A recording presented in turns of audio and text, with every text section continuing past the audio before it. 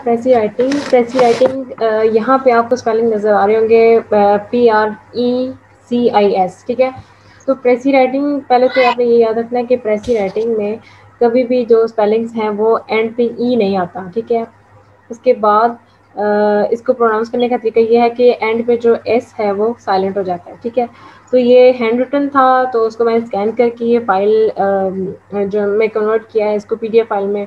That's why ये थोड़ा सा ब्लर हो रहा है, लेकिन आई होप कि आपको क्लियर नज़र आ रहा होगा, समझ भी आ रही होगी, ठीक है।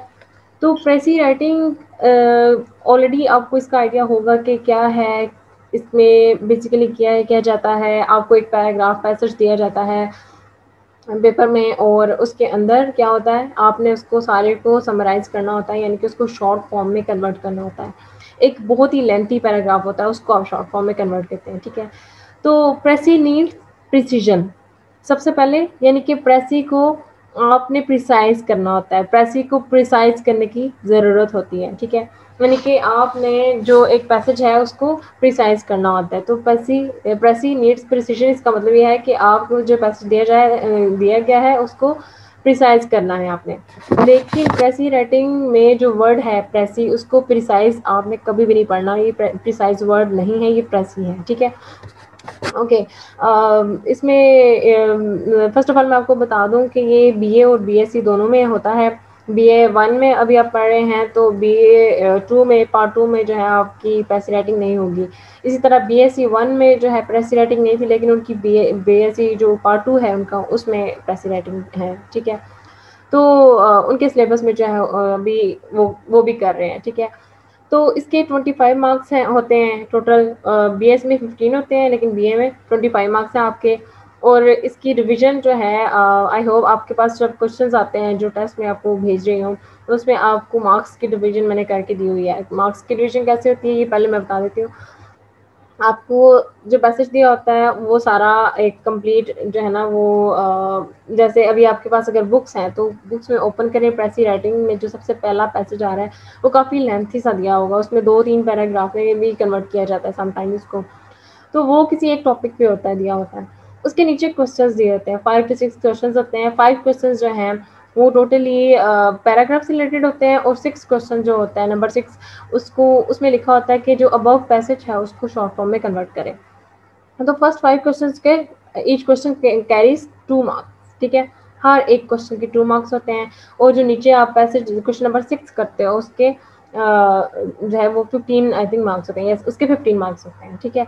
तो आपने अगर आप ये क्वेश्चन कर लेते हैं ना, तो आपके 25 मार्क्स पक्के हो जाते हैं, यानी कि 25 में से एटलीस्ट आपको 20 मार्क्स तो मिल ही जाएंगे, ठीक है, अगर आप इसको परफेक्टली कर लेते हो according to the while keeping all of the rules in your mind, ठीक है। तो यस, पेपर की वो मार्क्स की डिवीजन होगी। BSc में मार्क्स की डिवीजन थोड़ी सी डिफरेंट होती है। उसमें क्वेश्चंस आई थिंक 4 होते हैं, या इस तरह से क्वेश्चंस थोड़े से, आई थिंक टोटल 5 क्वेश्चंस होते हैं। उसमें 10 मार्क्स पैसेज के होते हैं, बाकी जो हैं वो 5 मार्क्स, या आई थिंक इस तरह से हैं 4 या 8 मार्क्स क्वेश्चन, 4 क्वेश्चन के होते हैं। बाकी के जो मार्क्स हैं वो पैसेज के होते हैं।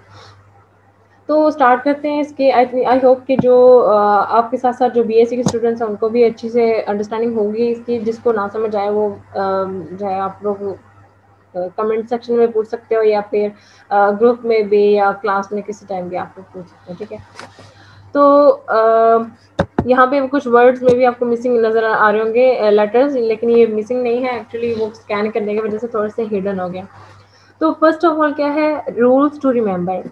जब आपने प्रेसी राइटिंग करनी है तो आपको सबसे पहले रूल्स क्या होने चाहिए, उसके क्या रूल्स हैं, जिनको आपने अपने माइंड में रखते हुए प्रेसी राइटिंग स्टार्ट करनी है। तो ये rules, let me clear again, ये रूल्स आपने ना तो लिखने हैं पेपर में, और ना ही इनका जो लाइक आपने इनको याद ज़रूर करना है, लेकिन अपने माइंड में रखना है इसको। अपने जब प्रेसी राइटिंग करनी है तो आपके माइंड में ये सारे रूल्स होने चाहिए।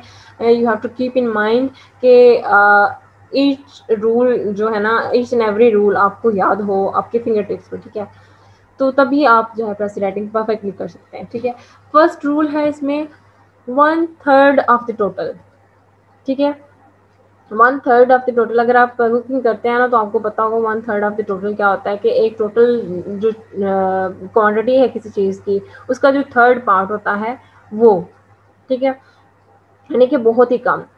तो 1/3 ऑफ द टोटल की टोटल पैसेज, यानी कि एक पैसेज जो दिया गया है, ठीक है, आपको एक पैसेज दिया गया है, पैराग्राफ दिया गया है पेपर के अंदर, और आपने उसका 1/3 पार्ट जब आपने कन्वर्ट करना है तो उसका 1/3 पार्ट आपने करना है, ठीक है, यानी जब आप कन्वर्ट करेंगे तो एक 1/3 पार्ट जैसे होता है ना एक चीज़ का, वो आप उतना लिखेंगे।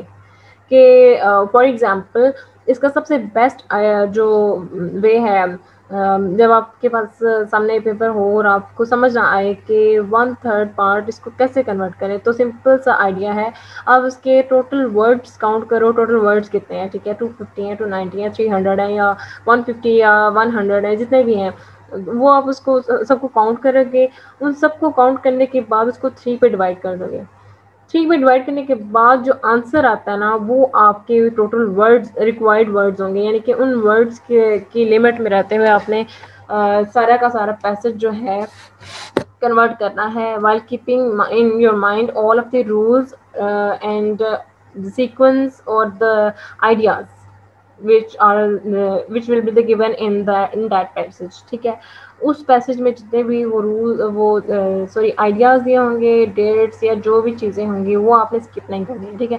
क्या स्किप कर सकते हैं, क्या नहीं कर सकते, ये अभी हम देख के बताएंगे, ठीक है। इतना क्लियर हो गया आपको 1/3 पार्ट ऑफ द टोटल, यानी कि एक पैसेज का तीसरा हिस्सा जो होता है, थर्ड पार्ट होता है। जैसे एक चीज़ के जो जब आप डिवाइड करोगे, 250 को डिवाइड करते हो फॉर एग्जांपल, तो उसके आई थिंक 70 80 या इस तरह से कुछ बन जाते हैं थर्ड पार्ट उसका। तो आपने उतने वर्ड्स में वो जो 250 वर्ड्स हैं, आपने उसको 80 या 90 वर्ड्स में जो है ना वो कन्वर्ट करना है, ठीक है। तो इतना ये उसका थर्ड पार्ट हो जाएगा। तो 1/3 ऑफ द टोटल, यानी कि सबसे पहला रूल ये है कि आपको वो जो पैसेज दिया गया है उसको आपने एक तीसरे हिस्से में कन्वर्ट करना है, उसका तीसरा हिस्सा आपके पास होना चाहिए उसको कन्वर्ट करने के बाद, प्रिसाइज करने के बाद, ठीक है। इतना क्लियर हो गया फर्स्ट रूल।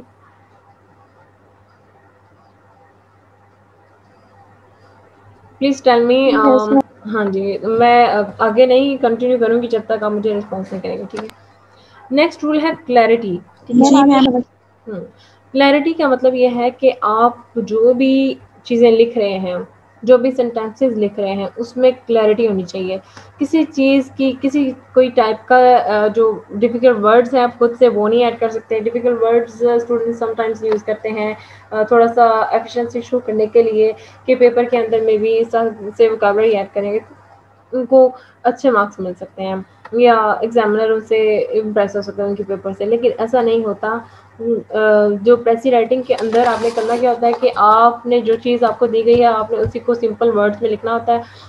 किसी किस्म की डिफ़िकल्ट वोकैबुलरी, डिफ़िकल्ट वर्ड्स नहीं यूज़ करने होते हैं, कॉम्प्लिकेटेड वर्ड्स नहीं लिखने होते हैं, कॉम्प्लिकेटेड सेंटेंसेस नहीं लिखने होते हैं, बात इधर की उधर नहीं करनी होती है।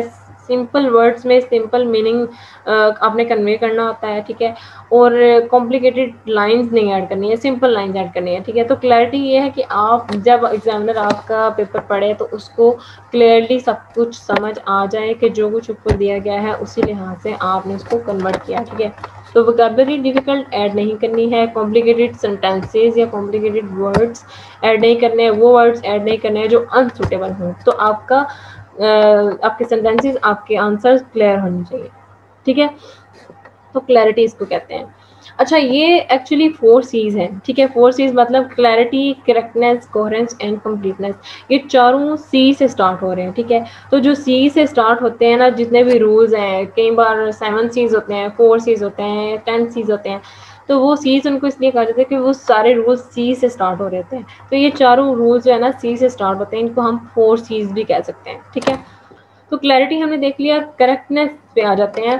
करेक्टनेस पे होता है कि आप जो भी सेंटेंस लिख रहे हैं, पैसेज लिख रहे हैं, उसके अंदर करेक्टनेस कितनी है, ठीक है। कि आप खुद से कोई चीज़ आपने ऐड नहीं करनी उसके अंदर, ठीक है।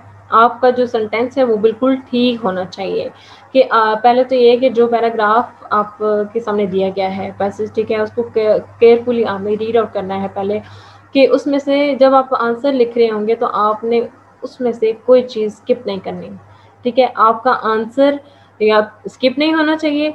और दूसरी बात, क्वेश्चन के लिहाज से आंसर बिल्कुल करेक्ट होना चाहिए। जितना क्वेश्चन पूछा गया है उससे एक्स्ट्रा नहीं आपने ऐड करना कि आप मे बी ये सोचो कि आपको उसके मार्क्स पूरे मिल जाएंगे या आप थोड़ा सा लेंथी लिखो, तो नहीं, ऐसे नहीं करना। और जितना क्वेश्चन का आंसर है उतने ही आपने लिखना है और करेक्ट लिखना है, एक्स्ट्रा नहीं लिखना। आपकी करेक्टनेस होनी चाहिए इसमें, ठीक है, बिल्कुल सही आंसर आपने चूज करना है, ठीक है। तो करेक्टनेस इसको कहते हैं, ठीक है। आप उसके आंसर लिखेंगे, पैसेज लिखेंगे, वो बिल्कुल करेक्ट फॉर्म में होना चाहिए, ठीक है। ओके, कोहेरेंस आ जाता है इसके नेक्स्ट। कोहेरेंस का मतलब ये है कि आपके जो वैसे कोहेरेंस का मतलब ये है कि होता है कि किसी चीज़ की कंसिस्टेंसी या किसी चीज़ को ऑर्गेनाइज करना, क्लैरिटी की सेंस में भी आ जाता है, ठीक है। ऑर्गेनाइज करना या यूनिट करना, चीज़ों को आपस में जोड़ना, या लॉजिक, एक सेंस क्रिएट करना। सेंस कोहेरेंस का मतलब ये है कि कोई भी कंसिस्टेंसी या किसी चीज़ को ऑर्गेनाइज करना, यूनिटी ऐड करना, क्लैरिटी ऐड करना, या लॉजिकल सेंस कोई ऐड करते हैं आप, ठीक है। लॉजिकल मीनिंग में जो है ना वो आ जाता है इसका मीनिंग। तो कोहेरेंस का मतलब यहाँ पे ये होगा connectivity between sentences. Connectivity between sentences के एक सेंटेंस लिखना है। जब आप क्वेश्चन के आंसर्स लिख रहे होंगे तो एक सेंटेंस आपने लिखा उसी से रिलेटेड, ठीक है। तो नेक्स्ट सेंटेंस जो आपने लिखने हैं, आपने इसके साथ इसको कनेक्ट करके लिखना है। कनेक्ट करने का मतलब यह है कि आपने एक बात की है, इस ऐसा नहीं करना कि नेक्स्ट जो सेंटेंस लिखा है वो कोई इधर उधर से उठा के लिख दिया, या फिर डायरेक्ट बात पे आप कोई डायरेक्ट वे में कोई और लिख दो, ठीक है। लाइक कनेक्टिविटी होना चाहिए। जैसे कि हम कहते हैं ना कि एक चीज़ स्टेप बाय स्टेप अच्छी लगती है। पहले आप प्रॉपर, जैसे आप एक एग्जाम्पल ले लेते हैं, जब आप पेपर अटेम्प्ट करते हो तो पेपर अटेम्प्ट करने का रूल मैंने आपको बताया था कि सबसे पहले आपकी प्रॉपर बिगनिंग आपने लेने हैं, ठीक है। प्रॉपर स्टार्ट उसका होना चाहिए। प्रॉपर स्टार्ट कैसे होता है कि आप थोड़ा सा वो क्वेश्चन के लिहाज से कुछ लिखते हो, डेफिनेशन लिख देते हो अगर दी गई है, या फिर राइटर के लिहाज से लिख देते हो उसके बारे में कुछ। प्रॉपर बिगनिंग लेते हैं, फिर आप नेक्स्ट स्टेप क्या करते हो, प्रॉपर मिडिल लेते हो, फिर प्रॉपर एंड देते हो उसको। तो एक स्टेप बाय स्टेप आप करते हो। लेकिन अगर आप स्टेप बाय स्टेप नहीं करोगे, वो आपकी कनेक्टिविटी होती है, ठीक है। आप कनेक्ट करके पहले प्रॉपर स्टार्ट किया, फिर मिडल, फिर एंड। लेकिन अगर आप पहले वो मिडल वाला जो पार्ट है पहले डिस्कस कर देते हो, फिर स्टार्ट वाला पार्ट जो है मिड में ले आते हो, या एंड वाला बाद इस तरह से आगे पीछे कर देते हो, तो वो इनकनेक्टिविटी हो जाएगी, वो आपस में कनेक्टेड नहीं होंगे, वो एक सीक्वेंस मेंटेन नहीं रहेगा, ठीक है। तो कोहेरेंस का मतलब है कि आप एक लॉजिक को, एक सीक्वेंस को मेंटेन रखते हैं, कनेक्टिविटी रखते हैं सेंटेंसेस के आपस में। एक सेंटेंस लिखा, अगला सेंटेंस लिख रहे हैं, उसी से रिलेट करके लिख रहे हैं, ठीक है। तो कनेक्ट करना मतलब से कि आपस में सेंटेंसेस को रिलेट करके लिखना। इधर उधर से कोई एक सेंटेंस लिखा तो इधर उधर से कोई दूसरा उठा के आगे नहीं लिख देना, उसको पिछले से रिलेट करके लिखना, ठीक है। मरवा, आपको क्लियर हो रहा है? Yes ma'am. ठीक है। हाँ ये नेक्स्ट है कंप्लीटनेस, ठीक है। कंप्लीटनेस का मतलब ये है कि आप जो पैसेज लिखोगे और जो भी क्वेश्चन के आंसर्स लिखोगे, सॉरी, जो क्वेश्चन नंबर 6 दिया होगा वो लिखा होगा कि पैसेज जो है उसको प्रिसाइज करके लिखें, ठीक है। उसको कन्वर्ट करें शॉर्ट फॉर्म में, या इस तरह से लिखा होगा। तो आपने क्या करना है कि उसको जब आप लिख लेंगे, आप समझते हैं कि सारा उसके आइडियाज़ को माइंड में रखते हुए, आपने सारे रूल्स को माइंड में रखते हुए पूरा पैसेज शॉर्ट फॉर्म में कन्वर्ट कर लिया है according to the required words, ठीक है। लेकिन आपने सिर्फ इतना नहीं करना, आपने सिर्फ, आपका मकसद क्या होना चाहिए कि आपने एक तो कनेक्टिविटी होना चाहिए। नेक्स्ट जो रूल ये है कि आपका जो पैराग्राफ है वो कंप्लीट होना चाहिए। कंप्लीट कैसे होगा, जब आप उसको एक प्रॉपर एंड दोगे, ठीक है। प्रॉपर एंड यानी कि अब फॉर एग्जांपल आप एक पैसेज जो आपको दिया गया है, आप उसको कन्वर्ट करते हो शॉर्ट फॉर्म में। आप समझते हो कि आपने सारा उसके जितने भी आइडियाज़ थे उसको सारे को शॉर्ट फॉर्म में कन्वर्ट कर लिया है। अब इतना नहीं करना कि आप समझ हो कि आपका काम खत्म हो गया, तो ये ऐसी बात नहीं है, ठीक है। आपने शॉर्ट फॉर्म में कन्वर्ट कर लिया, अब उसको एक प्रॉपर एंड देना है। जैसे आप हर एक बात करके या हर कोई चीज़ लिखते हो, कोई पेपर अटेंड करते हो, उसको एक कंक्लूड करते हो ना, कंक्लूजन देते हो, ठीक है।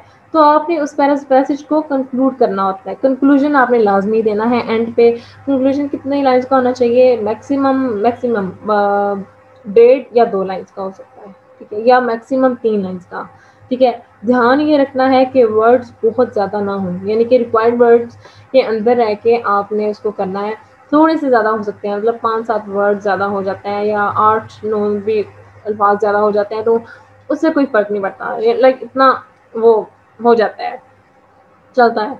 लेकिन इससे ज़्यादा नहीं होनी चाहिए, ठीक है, कि 20 या 15-20 वर्ड्स नहीं ऐड करने। तो कंक्लूड लाज़मी इसको करना है, इसको एक प्रॉपर एंड देना है। चाहे आप उसको वहाँ पे आप उससे खुद से थोड़ी-सी लाइन्स ऐड कर सकते हो। खुद से लाइन्स ऐड करने का मतलब ये है कि आपने ऊपर जो दिया गया है ना आइडिया, उसी को थोड़ा-सा मोल्ड करके, मॉडिफ़ाई करके एंड पे एक कंक्लूजन फॉर्म में लिख देना है।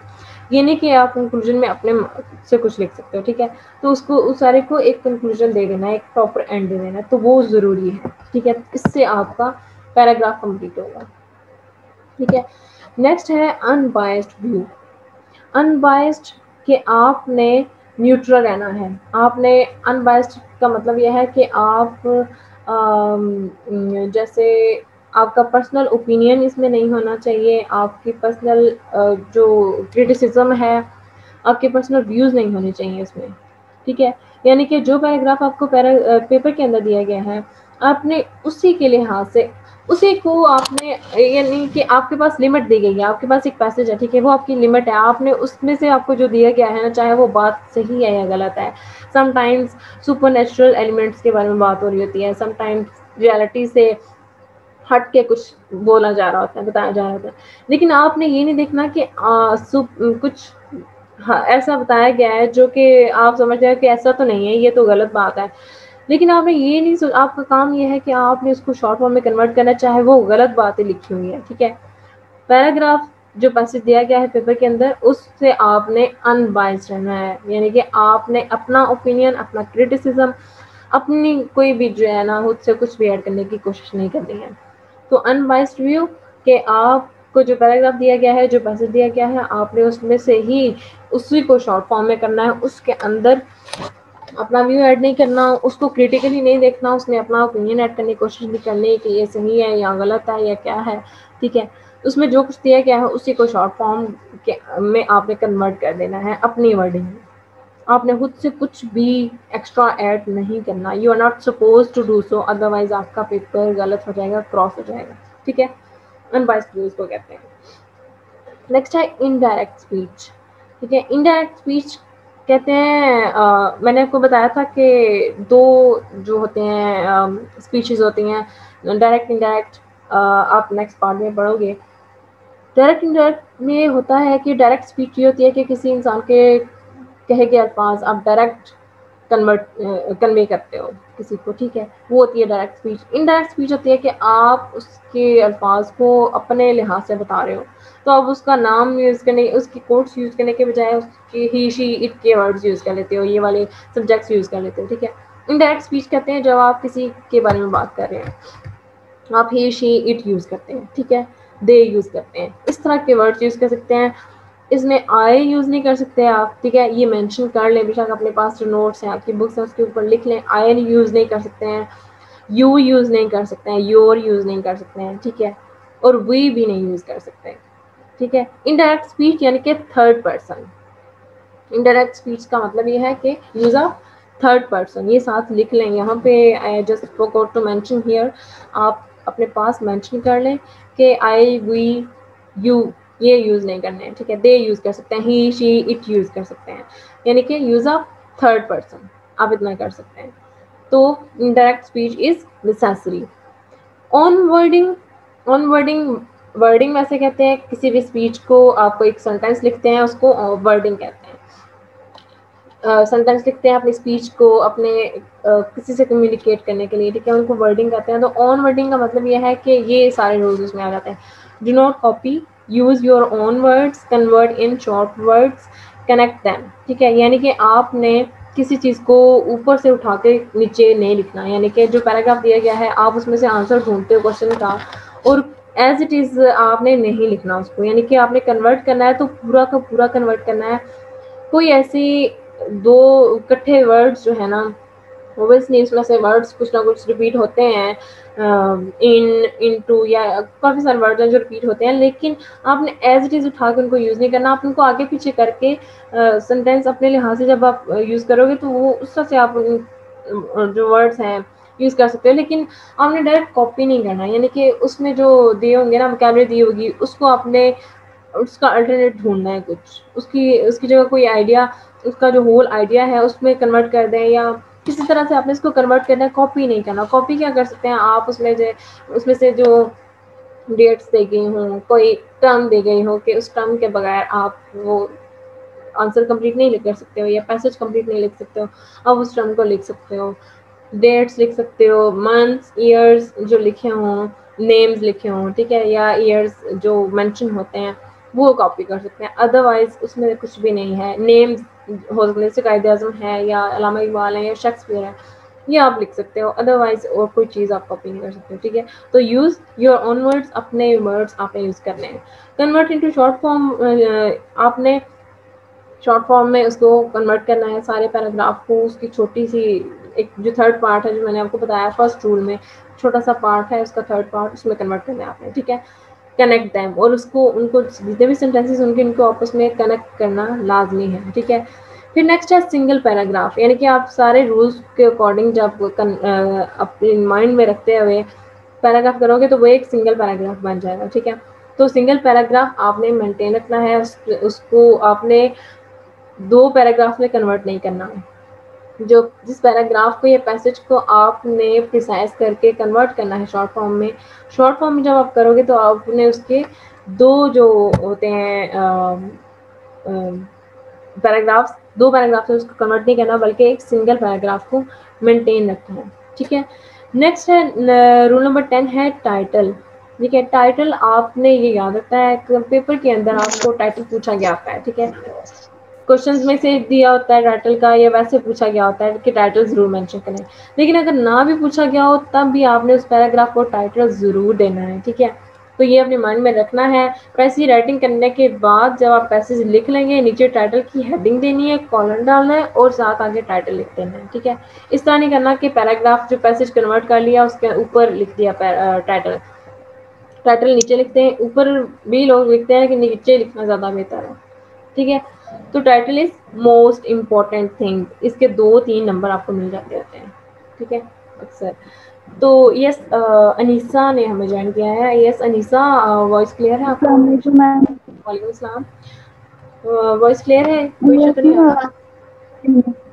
अच्छा अच्छा, हमने रूल्स ऑलमोस्ट सारे, हमने 10 रूल्स डिस्कस कर लिए हैं, ठीक है। आप एक काम करना कि ये मैं आपको लिंक सेंड करूँगी इसका, ठीक है। आपने इसको आप जब अटेंड करोगे ना तो आपको इसकी क्लियर हो जाएगा इसका, ठीक है। Okay ma'am. और बल्कि आपने तो ये सारा वो किया भी हुआ है, जब आपने ज्वाइन किया था तब ये मैं करवा रही थी पैसी राइटिंग, यस मैम। ठीक है। तो जब आप ये लेक्चर अटेंड करोगे आपको इसका जो है ना वो बेहतर आइडिया हो जाएगा। आज शाम तक या फिर कल सुबह तक ना ये अपलोड हो जाएगा, तो फिर मैं आपको लिंक भेज दूँगी इसका, ठीक है। और ओके मैम। जो आपको पहले से चाहिए हो, जो आपकी पॉइंट्स और मैंने आपको स्टोरीज वगैरह करवाई थी, उनमें से अगर कोई आपको कंफ्यूजन हो तो उसके भी लिंक्स मैं आपको भेज दूँगी, ठीक है। Okay, let's move on. Next, इतने ये सारे रूल्स हैं, 10 रूल्स आपने सारे अपने फिंगरटिप्स पे याद रखने हैं, ठीक है। उसके बाद नेक्स्ट स्टेप आपका क्या होगा? यस, नेक्स्ट आपने क्या करना है? सबसे पहला step, write points in a sequence same as the author has used. ये भी एक रूल है कि आपने वो पॉइंट्स का सीक्वेंस सेम रखना है। जैसे कि किसी सपोज उस पैसेज के अंदर आपको किसी की स्टोरी बताई गई है, या फॉर एग्जांपल कायद आज़म के बारे में बात की जाती है, तो कायद आज़म के बारे में वो कब पैदा हुए, कब उनकी जो है वो ईयर क्या था, उसके बाद उनकी अर्ली एजुकेशन क्या थी, फिर उनका करियर कैसे, वो 1 बाय 1 एक चीज़ जो है ना एक सीक्वेंस के साथ लेके जाके एंड पे बताया जाता है कि फलां डेट में उनकी डेथ हुई, ठीक है। तो एक सीक्वेंस के साथ लिया गया, रखा गया, एक सीक्वेंस मेंटेन रखा जाता है, ठीक है। इसी तरह से जब आप लिखोगे, पैसेज में कन्वर्ट करोगे, तो आपने भी उस पैराग्राफ को और क्वेश्चंस को सीक्वेंस मेंटेन रखना है उसके अंदर, ठीक है। उसको एक सीक्वेंस में लिखना है। जो भी शॉर्ट फॉर्म में कन्वर्ट करोगे ना आप मैसेज, उसको आपने एक सीक्वेंस में लिखना है, ठीक है। पहले बाद वाली बात पहले नहीं लिख देनी, पहले वाली बात बाद में डिस्कस नहीं करनी है, एक सीक्वेंस के साथ चलना है। जिस तरह से पैसेज में दिया गया होगा इसी तरह से आइडिया आपने सीक्वेंस के साथ लेके चलना है, ठीक है। फिर आप क्या करेंगे, ये सारे रूल्स जब आपने अपने माइंड में याद रख लेने हैं, फिर आपने क्या करना है, सबसे पहला स्टेप जब आप लिखना काम स्टार्ट करोगे, ठीक है, सबसे पहला स्टेप आपने क्या करना है, यहाँ पे I just forgot to write here कि पहला रूल आपने क्या करना है, आपने पहला सबसे सेंटेंस वो जो पैसेज आपको दिया गया है उसको केयरफुली रीड आउट करना है, ठीक है। आपने इतनी आपकी स्पीड होनी चाहिए, आपकी प्रैक्टिस इस तरह से होनी चाहिए कि जब पेपर आपके सामने हो तो आपने 3 to 4 मिनट्स मैक्सिमम 5 मिनट्स में के अंदर अंदर आपने उस पैराग्राफ को 2 से 3 दफ़ा इकट्ठा कंटिन्यूसली पढ़ना है। और पढ़ना ही नहीं है, सिर्फ रीड आउट ही नहीं करना बल्कि उसको समझने की कोशिश करनी है, ठीक है। पढ़ने का मतलब ये है, केयरफुली रीड आउट करने का मतलब ये है कि आपने उसको समझना है, ठीक है। एक दफ़ा पढ़ें, फिर दूसरी दफ़ा पढ़ें, फिर तीसरी दफ़ा पढ़ें और उसको साथ साथ समझने की कोशिश करें, इसमें आइडिया क्या किया जा रहा है, क्या कहा जा रहा है, क्या आइडिया दिया गया है, ठीक है। उसको केयरफुली रीड आउट करने के बाद आपको पता चलेगा पूरे पैराग्राफ के अंदर किस टॉपिक पे बात हो रही है और क्या क्या उसमें बताया गया है। फिर जब आपने कन्वर्ट करना शुरू करना है, जब आपने अपनी नोटबुक पे लिखना है, अभी आफ्टर लेक्चर आप जब उसको स्टार्ट करोगे, ठीक है, आपने क्या करना है, सबसे पहला जो क्वेश्चन दिया गया होगा, ठीक है, जैसे नीचे मैं एग्जांपल देती हूँ अभी आपको। सबसे पहला जो क्वेश्चन दिया गया होगा उसका जैसे अभी पैराग्राफ अगर आपके पास ओपन है, उसके नीचे क्वेश्चन दिया होगा, क्वेश्चन नंबर 1 के लिहाज से जितना आंसर बनता है ना पैराग्राफ जो ऊपर दिया गया है उसको सारे को एक आंसर की हैसियत से उस क्वेश्चन के नीचे लिख लें एज इट इज, ऊपर से उठा के। जैसे हम आप ऐसा आप ये समझो कि आपने उसमें से आंसर ढूंढा अपना, ठीक है, उसको एज इट इज उठा के नीचे लिख दिया। अब उस आंसर को वो जो होगा आप उसमें से आपने देखना है कि आप उसको कैसे कन्वर्ट कर सकते हैं, ठीक है। उसको आपने फिर नीट कन्वर्ट करना है, यानी कि आपने प्रैक्टिस इस तरह से करनी है। पेपर में ऑब्वियसली इतना टाइम नहीं होगा कि आप उसको पहले रफ लिखो फिर उसको नीट कन्वर्ट करो और लिखो। आपने प्रैक्टिस इस तरह से करनी है। अब आप जब स्टार्ट करोगे ना, अभी प्रैक्टिस स्टार्ट करोगे इसको प्रिपरेशन स्टार्ट करोगे, तो ये इसके लिए स्टेप्स बता रही हूँ कि जो इनिशियल स्टेप्स होते हैं वो यूजुअली बहुत मुश्किल होते हैं।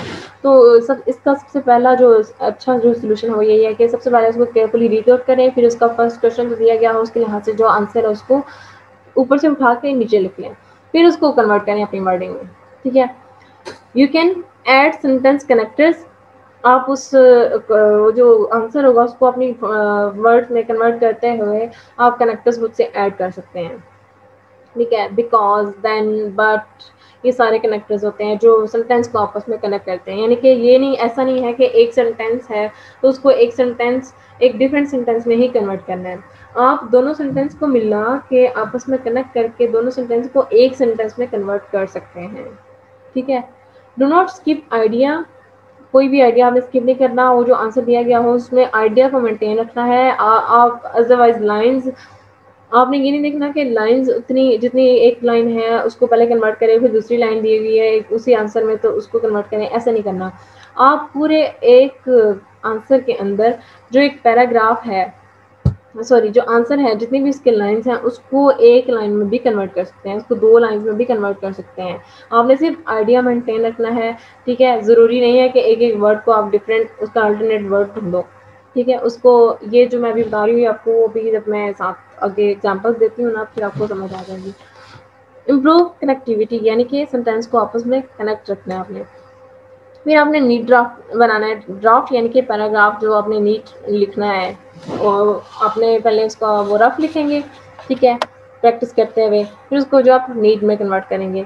जब नीट में कर लेंगे, ठीक है, आप इसकी कटिंग नहीं करनी है, ये अवॉइड करनी है आपने, ठीक है। पेपर के अंदर भी जब आप पेपर कर रहे होंगे, फाइनल में जब बैठे होंगे तो आपने ऑब्वियसली उसमें आपने डायरेक्ट नीट करके ही लिखना है, तो ध्यान रखना है कि उसमें कटिंग नहीं होनी चाहिए किसी किस्म की, ठीक है। कोई भी रफ टाइप के कोई आप है ना वो इस तरह से कुछ भी ऐड नहीं करना कि रफ लगे आपका काम, ठीक है, पैसेज रफ लगे, इन चीज़ों का ध्यान रखना है। एग्जाम्पल्स में आते हैं। ये वो एग्जाम्पल्स है जो मैंने आपको क्लास में भी करवाई थी, BSc 2 को भी मैंने यही इन्हीं एग्जाम्पल्स के थ्रू करवाया था, क्योंकि ये मोस्ट इजी और सिंपल एग्जाम्पल्स हैं, कोई कॉम्प्लिकेटेड नहीं है, इजीली समझ आ जाएगी आपको। फर्स्ट है Ali had a dog which he took on long walk. उसके 10 वर्ड्स हैं इस सेंटेंस के, ठीक है। सपोज ये एक एग्जांपल है कि अगर एक सेंटेंस इस तरह से हो जाता है, किसी क्वेश्चन का आंसर एक इस तरह से सेंटेंस में होता है, तो आप उसको फर्दर कैसे कन्वर्ट कर सकते हो, आपने सिर्फ उसका आइडिया रखना है अपने माइंड में, ठीक है। तो सिंपली आप क्या करोगे, Ali took his dog on a walk, on long walk यहाँ पे लिखा हुआ है, आप इसको अंडरलाइन इसलिए मैंने किया कि यहाँ पे आप इसको फर्दर जो है ना शॉर्ट कर सकते हो, ठीक है। ऑन वॉक, ठीक है, इस तरह से भी लिख सकते हो, ऑन अ वॉक। तो ये 10 वर्ड्स का था, तो ये 6 वर्ड्स में कन्वर्ट होंगे। आपने वर्ड्स भी साथ साथ देखने हैं कि आपने कितने वर्ड्स में से कितने की तरफ लेके गए उसको, ठीक है, कितने थे और कितने में कन्वर्ट किया है, इस बात का ध्यान रखना है। नेक्स्ट ये तो थोड़ी सी चले, थोड़ा सा वो सेम सेम हो जाता है सेंटेंस, लेकिन ये नीचे देखें, scientist struggle to find the cure, the scientist develop a vaccine. यानी कि उन्होंने कोशिश की और एक वैक्सीन डेवलप कर ली। साइंटिस्ट ने एक स्ट्रगल की, कोशिश की और एक वैक्सीन डेवलप कर ली। अब उनकी स्ट्रगल क्या थी, स्ट्रगल कैसे करते हैं साइंटिस्ट, रिसर्च करते हैं, वो एक्सपेरिमेंट्स करते हैं, ठीक है। तो scientist develop a vaccine after research, simple सा है, उनकी जो स्ट्रगल थी उनकी रिसर्च थी, ठीक है, और उसमें आपको वो सिंपल सा आपने कन्वर्ट कर दिया उसको रिसर्च में, ठीक है। और उन्होंने एक वैक्सीन डेवलप की। मेन आइडिया ये है कि उन्होंने स्ट्रगल के बाद, इतनी सारी रिसर्च के बाद एक वैक्सीन डेवलप की। तो वैक्सीन डेवलप की हमने ये बता दिया, और आफ्टर रिसर्च, तो 11 वर्ड्स थे, हमने उसको 7 में कन्वर्ट कर दिया, ठीक है। इस तरह से आप करेंगे कि आप ये देखें, 2 लाइन्स थी ना, scientist struggle to find the cure, the scientist develop a vaccine. तो जो ये वर्ड्स कितने थे, 11 वर्ड्स थे और 2 लाइन थी, तो उस 2 लाइनों को हमने एक लाइन में कन्वर्ट कर दिया इन 7 वर्ड्स, ठीक है। सेम है ये भी मैंने एग्जांपल आपको भी करवाई हुई है, ठीक है। Chairs and tables were placed in the room, अगर इस तरह का सिंपल सा आ जाता है, ये इजी एग्जांपल देने का मकसद ये है कि इस तरह का अगर सिंपल सेंटेंस आप लिखते हो पेपर में, तो यहाँ पे आपने कंफ्यूज नहीं होना, आप इसको सिंपल सा कैसे कर सकते हो, आप चेयर एंड टेबल्स की जगह फर्नीचर लिख देंगे, was placed in the room, ठीक है। इस अच्छा यहाँ पे एक बात का ध्यान रखना है, सेंटेंस को मेंटेन रखना है, सॉरी टेंस को मेंटेन रखना है आपने। यहाँ पे वर्ड लिखा हुआ था ना, वर्ड हम यूज़ करते हैं जो प्लूरल है, ठीक है, लेकिन जब हमने ये फर्नीचर यूज़ किया तो फर्नीचर का वर्ड जो है एक जो कैटेगरी है ये सिंगल कैटेगरी है, तो हमने सिंगुलर के लिए वॉज हम यूज़ करते हैं। तो आपने ये जो टेंस होते हैं इनको मेंटेन रखना है। अगर बात पास्ट में की जा रही है यानी कि वर यूज़ किया गया, तो आप वॉज ही यूज़ करेंगे, आप पास्ट को ही मेंटेन रखेंगे। अगर यहाँ पे हैज़ होता या इज़ होता, ठीक है, तो आपने उसी सेंटेंस उसी टेंस को मेंटेन रखना था, आपने भी प्रेजेंट में ही यूज़ करना था उसको। तो ध्यान रखना है पैसेज के अंदर, आपने ये भी ध्यान रखना है कि बात कौन से टेंस में हो रही है, प्रेजेंट में हो रही है, पास्ट में हो रही है या फ्यूचर में हो रही है, ठीक है। तो आपने इसी को मेंटेन रखते हुए अपना आगे से वो कंटिन्यू करना है, ठीक है। नेक्स्ट है, ये एग्जाम्पल्स हैं, ये आई थिंक कलसूम का ही था, ठीक है। कलसूम, इफ यू रिमेंबर, आपका मैंने आपसे कहा था कि मुझे सेंड करें, ठीक है। Yes ma'am. ठीक है, ये वो था कौन सा था, विलेज, ये कैनल के लिहाज से वो बताया जा रहा था कि एक विलेज कैनल है, उसमें वो लोग उसी का फ़ायदा उठाते हैं, वहीं से बर्तन वगैरह धोते हैं या लोग बच्चे वहीं पे पान करते हैं, उसके बारे में लिखा हुआ था, ठीक है। तो इसका ये क्वेश्चन है, एक एग्जाम्पल के लिहाज से मैंने जो ना यहाँ पे ऐड किया। अब मरवा, आप इसको थोड़ा सा कॉन्शियसली देखना, in what way is the canal a blessing for the villagers, कि किस लिहाज से विलेजर्स के लिए एक ब्लेसिंग था वो कैनल, ठीक है। इसका आंसर अब मैंने कुसुम से कहा था कि सेम एज इट इज़ आपने उठा के लिखना है, तो उसने पैसेज के अंदर से ये पैराग्राफ जो है ना, जो आंसर था, ये इतना आंसर बनता है उसका, उठा के यहाँ पे लिख लिया, ठीक है। The village canal is a great blessing specially in summer, sorry, men and women may be seen bathing in it at all hours in the day. At midday, the women take out their washing and do a good day's work. Children wash and bath and swim and play in the water. यहाँ पे ये repetition बहुत ज़्यादा है, and के words use किए गए हैं, ठीक है। और इसको अब ये एक कॉपीड आंसर है, ठीक है। इसको हम कन्वर्ट करेंगे तो हम कैसे करेंगे, कितनी लाइन्स है हमारे पास, ये वर्ड्स आई थिंक 62 वर्ड्स हैं यहाँ पे लिखे हुए मैंने नीचे, 62 वर्ड्स बनते हैं, और लाइन्स भी I think 1 to three lines में ये सारा लिखा हुआ है, लेकिन अब हमने इसको बहुत शॉर्ट करना है, जितना हम कर सकते हैं उतना हम करेंगे। तो मैं नीचे दिखाती हूँ आपको।